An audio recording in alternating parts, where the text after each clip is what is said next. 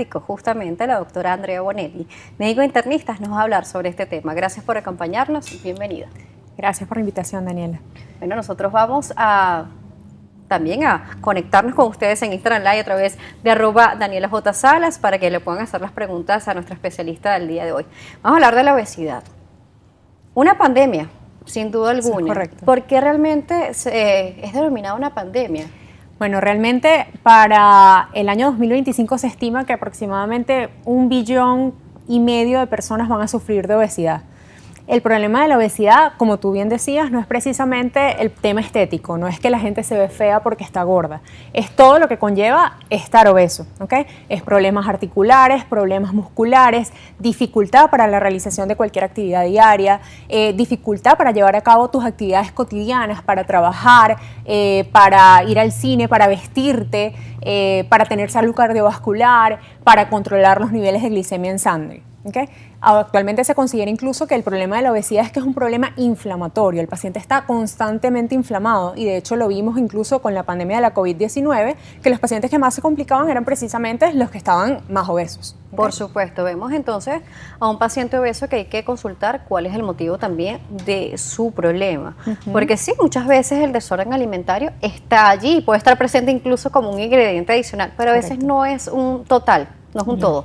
De hecho, es una enfermedad multifactorial, ¿ok? Tiene cabida lo genético, hay pacientes que de verdad traen una carga genética que es muy difícil de manejar, hay pacientes que tienen factores ambientales que afectan el peso y no solamente eso, el uso de ciertas medicaciones, de ciertos medicamentos para ciertas patologías pueden generar también aumento del peso corporal.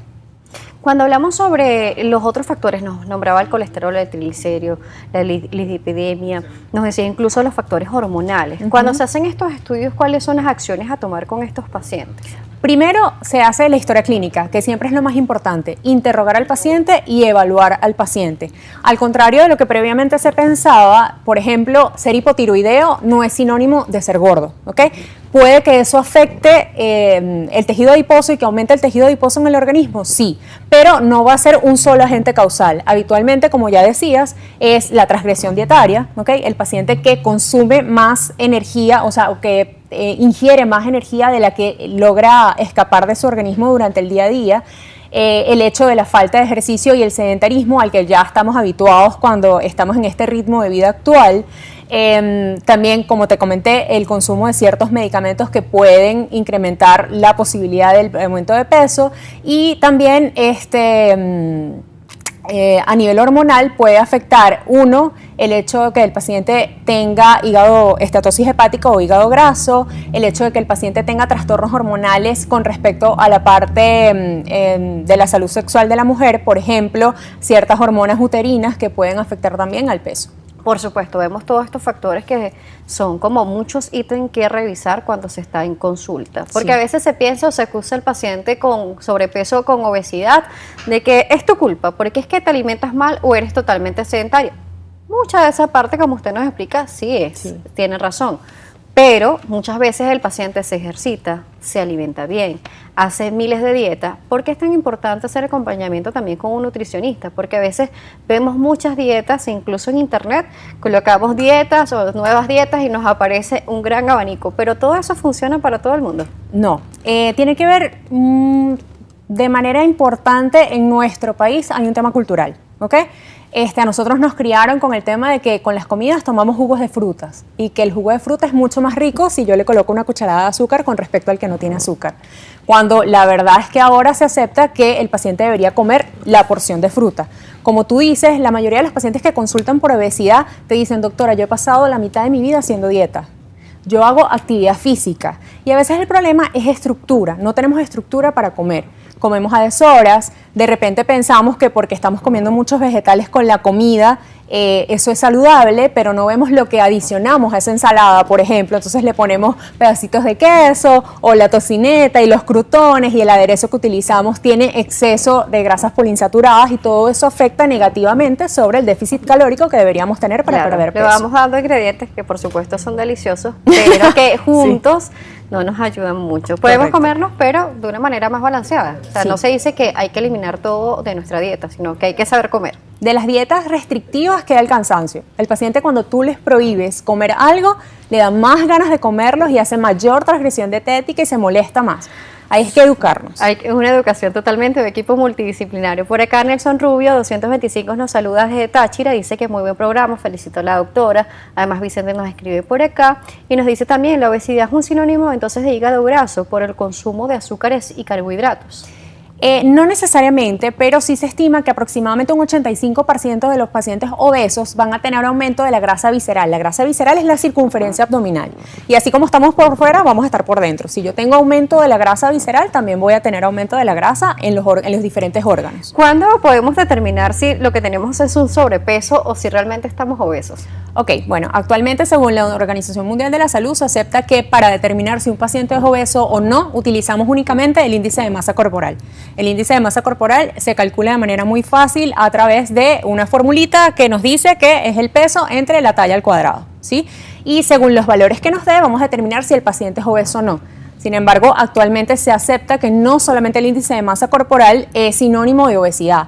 Hay pacientes, por ejemplo, que están delgados, pero están desnutridos y ese paciente también tiene alto riesgo cardiovascular porque lo más probable es que tenga aumento de la grasa corporal con respecto a la masa magra o la masa muscular. Claro, y además podemos tener un paciente el cual esté delgado pero tenga hígado graso. Correcto. También sucede con el colesterol y el triglicéridos elevados. Totalmente un valor que no es el adecuado. Entonces hay que tener un balance. O sea, ni porque estemos muy delgados estamos sanos, ni la obesidad es sinónimo de salud, sin duda alguna. Pero qué buena noticia nos puede traer el día de hoy por esos pacientes obesos que nos están viendo en este momento, porque me imagino que complicado también a nivel de autoestima verte y decir es que estoy obeso o estoy obesa, o que no tanto que te lo digas tú, pero que de repente se lo recuerden a cada rato. Y creo que eso es un factor y hay que concientizar a la población, porque a veces somos muy crueles como sociedad, incluso desde que estamos muy pequeños. Parece un chiste, pero no lo es. Sí. Bueno, es una conducta aprendida. Eso nos lo enseñan desde que estamos en casa. Entonces al niño gordito no le invitamos a jugar porque es más lento y entonces nos va a retrasar el juego.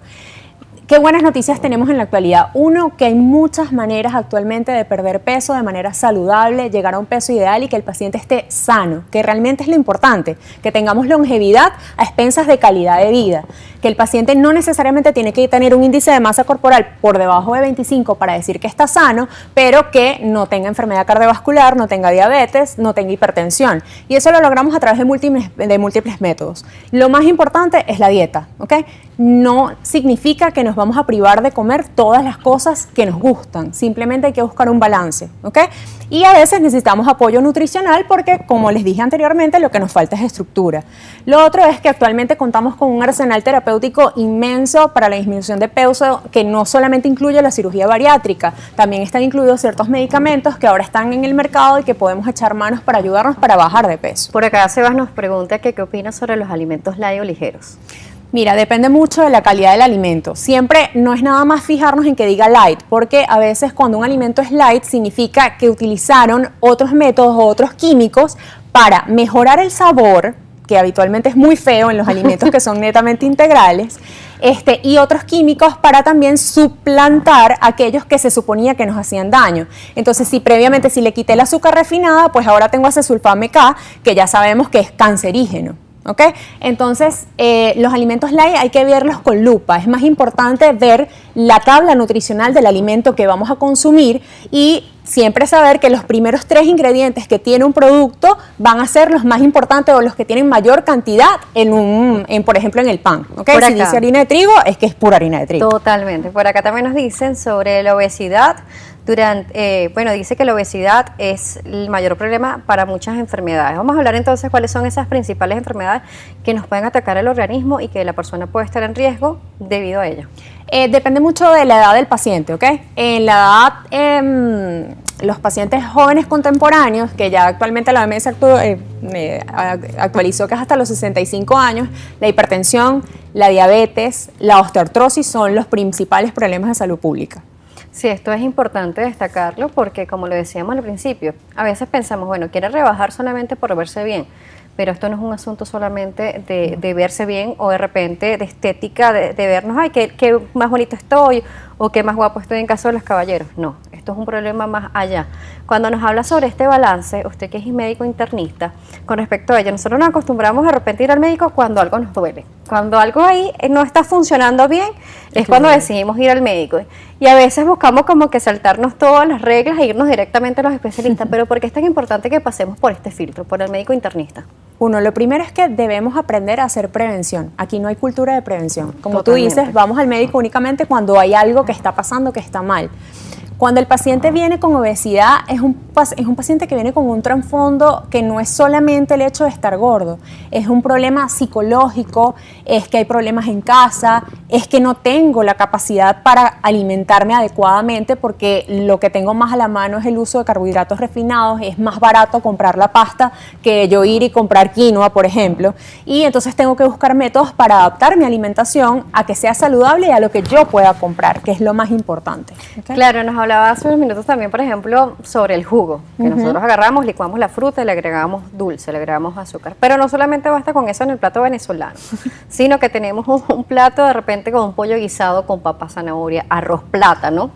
Y una ensaladita porque está sano. Exacto. Pero realmente estamos comiendo equilibrado. O sea, nuestra cultura alimentaria venezolana, a pesar de que es muy rica, eso sí, estamos de acuerdo todos, es beneficiosa para nuestra salud.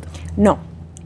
Realmente no hemos aprendido a comer adecuadamente. Tenemos que saber que siempre en el plato de la comida tiene que haber una proteína, ¿ok?, una grasa saludable, y dentro de las grasas saludables tenemos que saber elegir el aguacate, el aceite de oliva, el aceite de coco, que ya todos sabemos que de repente no están a la mano de todos, un carbohidrato, y hay que preferir siempre los carbohidratos de absorción lenta y no los de absorción rápida. Y por ejemplo, el querido plátano de los venezolanos es un carbohidrato de absorción rápida. Él entra, yo me siento muy saciada en el momento y el hígado lo lee como un azúcar, lo convierte en un azúcar y eso se diluye rapidito, se metaboliza súper rápido. Voy a tener hambre otra vez rápidamente y voy a necesitar introducir otro carbohidrato de absorción rápida. Pero ¿okay? Por lo menos sancochado, más que frito. No.